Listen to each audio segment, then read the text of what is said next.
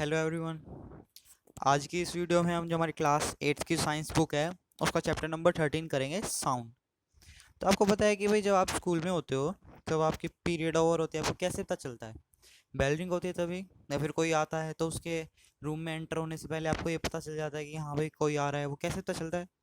उसके पैरों की आवाज़ से। तो ये सब चीज़ें क्या होती हैं? ये साउंड होती है। अब कुछ साउंड्स अच्छी होते हैं, कुछ हमें अच्छी नहीं लगती है। जैसे कि जब कुत्ता भौंकता है तो आवाज़ किसी को अच्छी लगती है? नहीं लगती है। जबकि म्यूजिकल इंस्ट्रूमेंट की आवाज़ सबको अच्छी लगती है, जैसे कि हारमोनियम, तबला, सितार, फ्लूट। ठीक है। अब बात आती है कि भाई ये साउंड प्रोड्यूस कैसे होती है। ठीक है। तो sound is produced by vibrating body. तो जो साउंड है वो बॉडी की, कोई भी बॉडी है उसकी वाइब्रेशन से प्रोड्यूस होती है।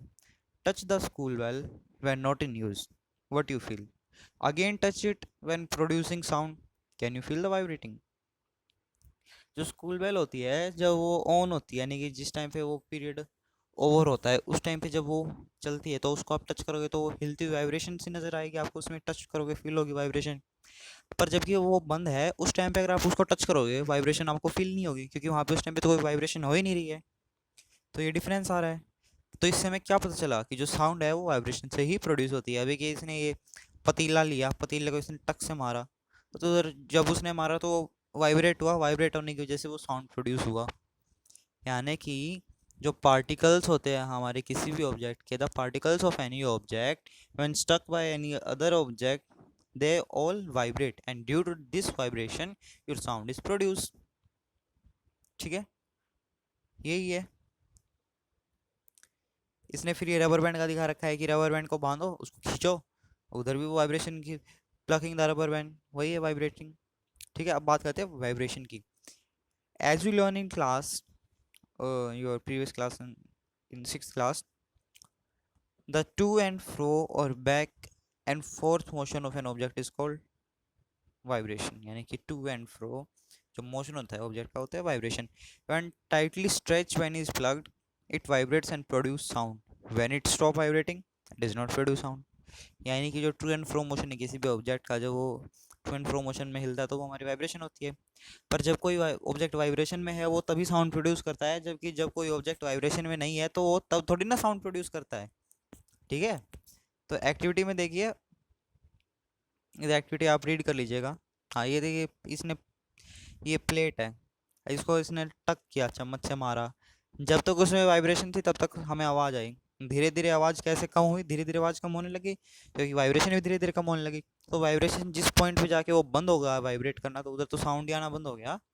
ठीक है। Vibrating dish produce waves in water. इधर ये देखो, इसमें हमें वाटर जो है, थाली के अंदर पानी रख दिया तो उसने मारा, तो वो पानी में हमें वेव्स दिखने लग गई, यानी कि जैसे समुद्र में बोलते हैं ना कि लहरें, वो दिखने लग गई। तो प्लेट में, जो हमारी प्लेट थी उसमें हमने वेव्स देखी, तो हमें यहाँ से कैसे, क्या पता चला कि जो साउंड है वो वेव्स में ही ट्रैवल करता है। Sound travel in a form of waves. वो we see that a vibrating object produce sound. In some cases the vibrations are easily visible to us, but in most cases their amplitude is so small that we can't see them, however we can feel them. अब देखो, वो waves हुई, वो wave जो produce हुई उसको हम amplitude बोलते हैं, एम्पलीट्यूड, AMPLITUD। तो कुछ केसेस में तो बहुत बड़ी होती है कि हमें नजर आती है, जैसे कि थाली में हम जोर से मारते हैं उसमें दिख जाती है।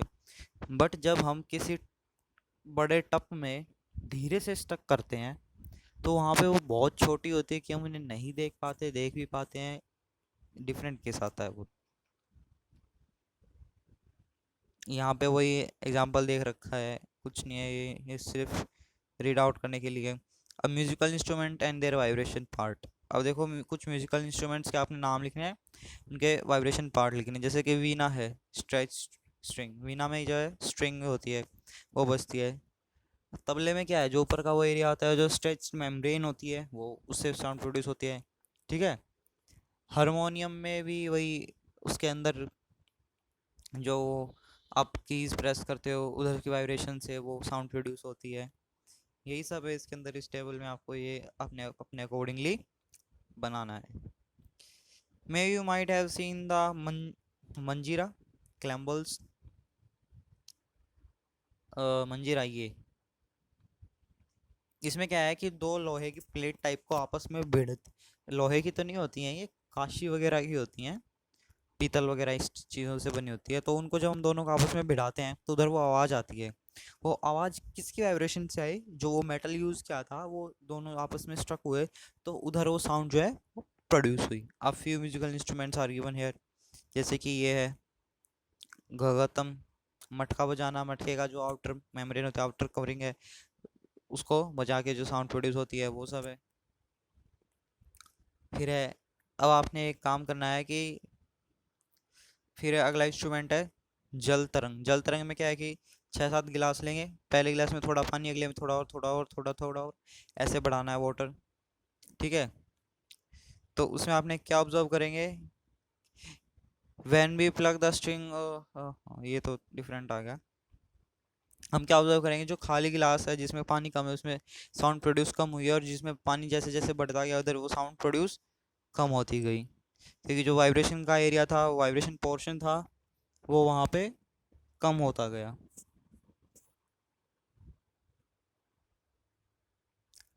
अब हम बात करते हैं when we speak does any part of our body vibrate. अब हमने ये देखा कि भाई जब हम बोलते हैं तो देखिए, ये तो दूसरी बात है। पहले हम जो अभी तक हमने पढ़ा है उसके बारे में हम बात करते हैं। हमने देखा कि कोई भी ऑब्जेक्ट है वो वाइब्रेट करता है तभी साउंड प्रोड्यूस होता है। इज इट राइट भाई? ये तो सच है, बिना वाइब्रेशन के तो साउंड ही प्रोड्यूस नहीं होगा। अब हमारी बॉडी है, क्या इसका भी ऐसा कोई पार्ट है जो वाइब्रेट होता है और जिसकी वजह से साउंड प्रोड्यूस होता है? यस, है। तो अब उसी का 13.2 देखेंगे हम। 13.2 पैराग्राफ में क्या लिखा है? Sound produce by humans. अब ह्यूमंस में कैसे साउंड प्रोड्यूस होती है? Speak aloud for a while और सिंग अ सॉन्ग और buzz like a bee. Put your hands on throat and join in figure. Figure कहाँ है? यहाँ पे इसका फिगर देखते हैं। इधर है। अब आपने क्या करना है, ये साउंड होते हैं ना, ये जो भंवरे वाली आवाज होती है, आपने ये निकालनी है और अपने गले पे आप हाथ रखिएगा। ठीक है, ये जैसे धारा के गले पे आप अपना हाथ रखिए, जैसे नॉर्मली बोलते हो तो आप अपने गले पे हाथ रखिए, आपको फील होगा कुछ वाइब्रेट हो रहा है। तो वो जो वाइब्रेट होता है उसको हम वॉइस बॉक्स बोलते हैं। ठीक है, in humans the sound is produce by voice box. देखा हाईलाइटेड है वॉइस बॉक्स और लाइनियस, उसको लाइनियस बोलते हैं।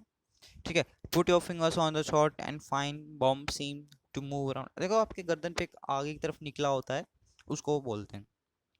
ठीक है,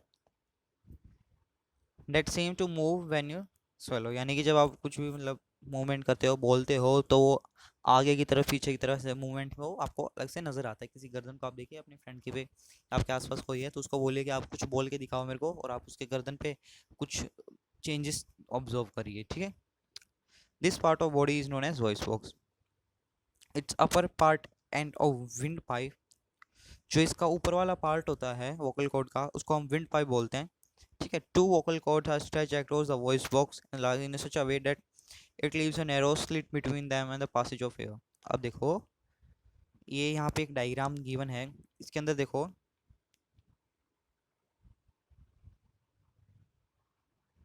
ये डायग्राम है आपका वॉइस बॉक्स का। अब यहाँ पे ये दो वोकल कॉर्ड्स हैं, दो स्ट्रेच मेम्ब्रेन टाइप, यानी कि कुछ चदर टाइप चीज़ें होती हैं, ये मसल से ही बनी होती है वैसे तो ये भी।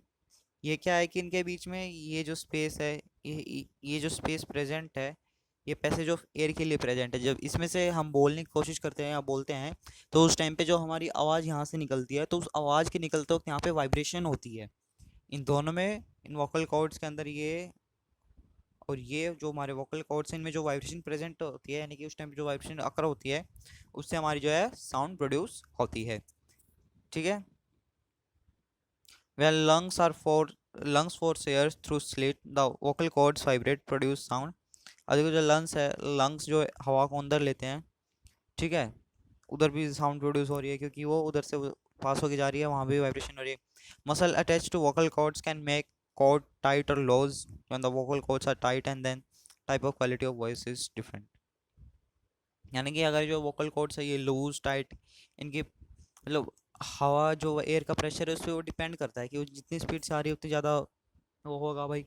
हम कुछ भी देखो, अगर हम तेज चिल्लाते हैं तो उससे पहले हम लंबी सांस लेते हैं और फिर उसको पूरी स्पीड से बोलने के लिए पूरी तेजी से बोलते हैं, जितनी हमारे पास पावर है हम उससे बोलते हैं।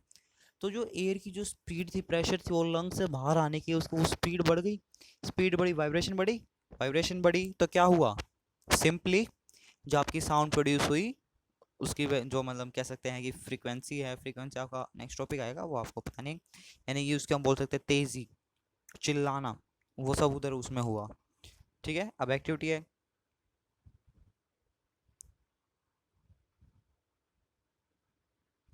ये पेपर आपने सभी ने पता होगा, पेपर लेना है, उसको फोल्ड करना है इस टाइप से जैसे आपके डायग्राम में दिखा रखा है, और उसको आपने अपने लिप्स पे रखना है और एयर ब्लू करनी है। एयर ब्लू आपने की तो क्या हुआ, ब्लो आपने एयर कर दी तो वहाँ पे साउंड प्रोड्यूस हुई। ये आपकी वर्किंग है वोकल कॉर्ड्स की, यानी कि लैनियस की, वॉइस बॉक्स की आपकी वर्किंग है। अब देखो, अब धीरे से करोगे तो धीरे वाइब्रेशन होगी, धीरे साउंड आएगी। जोर से फूंक मारोगे यानी कि एयर का प्रेशर बढ़ा दिया, पूरी पावर से किया, तो उसके बाद क्या है, वाइब्रेशन बढ़ी, वाइब्रेशन बढ़ने से साउंड भी आपकी बढ़ गई। ठीक है,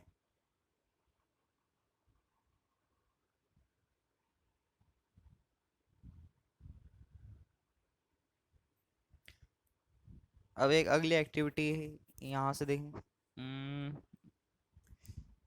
Vocal cords in men are about 20-meter long and in women they are 15 meters. Children have very short vocal cord. This reason why the voice of men and women and children are different. अब देखो, बड़ा vocal cord है तो आवाज़ भारी भारी आएगी, तेज आवाज़ होगी।